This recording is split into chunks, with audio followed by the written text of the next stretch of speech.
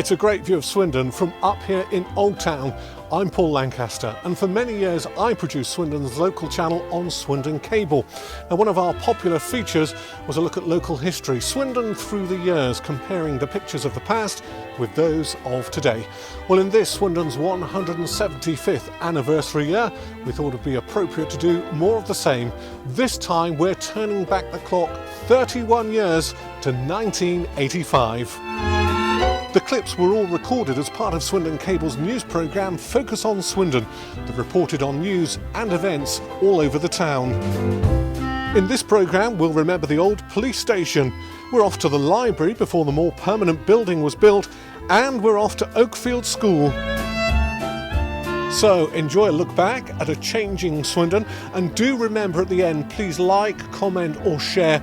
We'd like to hear your views. So here we go, let's turn the clock back 31 years and take a look at Swindon through the years.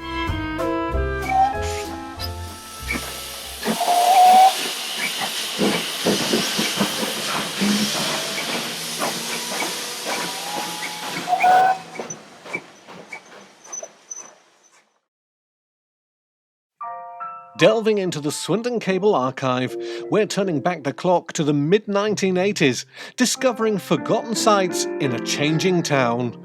Another look at Swindon through the years. Back in 1985, the town's main police station was still in Fleming Way. The unmistakable concrete building had served the town as its police headquarters since the 1960s, but its days were numbered. It was torn down in 2007 and 2008, and a new base opened at Gable Cross. This 1985 view was taken just outside the then Wiltshire Hotel. The building was officially known as Meredith House. Today there's no reference point for this area of town that's seen a total transformation. New apartments and a car park have been built on the site. In 2016, a new health centre is under construction. The whole area is part of Swindon's regeneration, and even the nearby Walebridge roundabout with its tangle of underpasses has gone in the transformation. It looks like these office workers are on their break in the sunshine.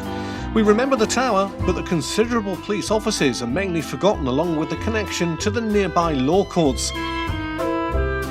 I wonder how many times the residents of these new homes remember what stood in its place, or the history behind the crimes investigated from the police headquarters. It's a view consigned to history.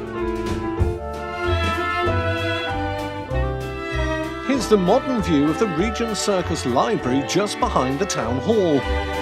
The modern building houses the information centre and is much more befitting a town in the 21st century. The whole of Regent Circus has been transformed, but let's turn the clock back over 30 years to remember the poor library facilities in place at the time. Our 1985 view shows the entrance to the old library. As we compare those images to those of today, we see the same location is of the side wall of the library. The entrance was moved to face Theatre Square. It's easy to forget that this had been a temporary arrangement for over 40 years. A variety of single-storey prefab cabins had been put together as a stopgap until a more permanent library was built, and despite promises from the council, it was a long time coming. We step inside, and going back in time, we remember the rather cramped and limited choice of books and later VHS videos and CDs in the collection. In this 1985 view, the library had just introduced its computerised booking in and out system. The new £10 million building opened on October the 20th, 2008, on the same site as the old library, but a much larger building with a much greater choice.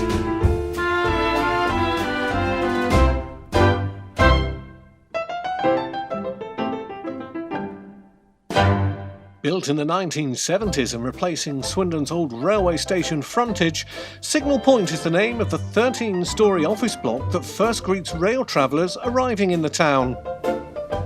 As well as housing the railway station booking office and entrance, it was once the home of Hambro Life, later Allied Dunbar.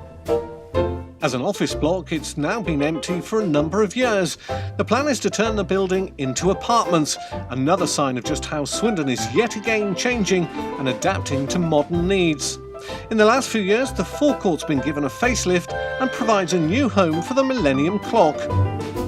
In 2016, the area outside the station has been named Sir Daniel Gooch Place to mark the 175th anniversary of Swindon's birth as a railway town. A final glance at the building reminds us just how the amount of traffic has increased since the mid-1980s.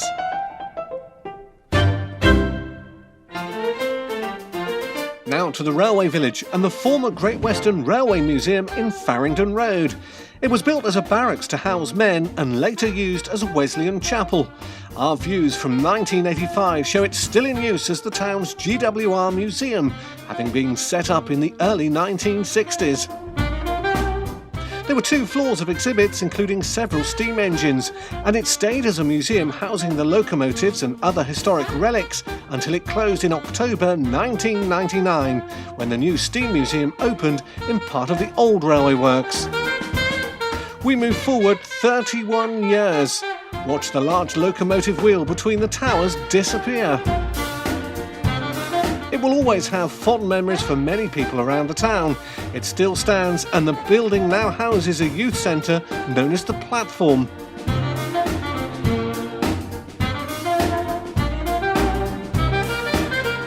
Our 2016 views show it's been given a bit of a facelift. The old wooden doors have been replaced. The old chapel's unique style still means it's unmistakable and thankfully still plays its part in modern Swindon.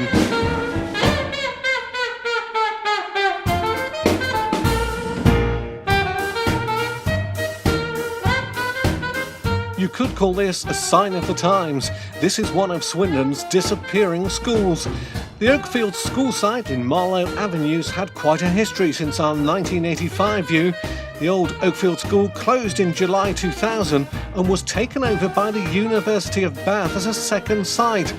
Large sums of money were spent transforming the site for its new role, but it didn't last long. The university moved out of Oakfield campus, as it became known, back in 2008, and the school was demolished in 2009.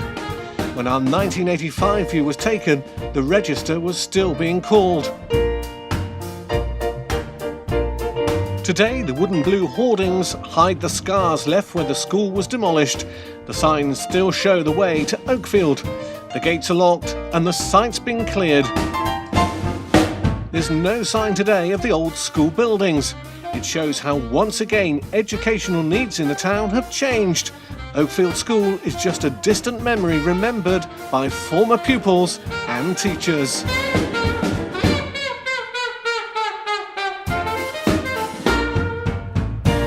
Well, now to Old Town. A motorist driving along Bath Road used to be able to pull in and fill up at the garage on the corner of Escott Hill. At the time of our 1985 picture, it was also a Honda dealership. It's another image consigned to history. A number of petrol stations have made way for housing as they often occupied prime land. Our 2016 view shows the site plays host to an apartment block. Watch the steady stream of 1985 cars drive by.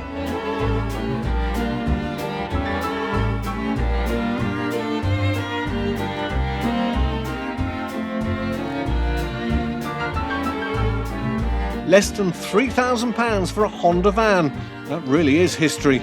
Watch the wall to the left as the image today brings us up to date at the exact same location.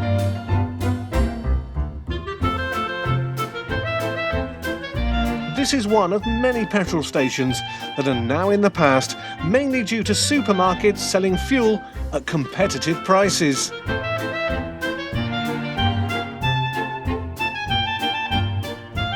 Finally, from cars to buses, and Swindon's bus station is probably one of the least favourable places to be in the town. Here it is over 30 years ago, looking more bleak than ever. Watch the triangular walkway above the bus station disappear. It led to the 1980s car park that was only recently pulled down. motley collection of buses presents a very different view back then. This view shows buses parked under the car park. 31 years later, and it's hardly recognisable. Jury's Inn in the distance is a new addition, and despite Swindon becoming a unitary council in 2007, the old name Thamesdown lives on through the local bus company. For many years, just like the Central Library, the bus station operated as a temporary feature until the more permanent building in use today was built in the early 1980s. The buses, their colours and the companies that run them may come and go, but the steady flow of passengers remains.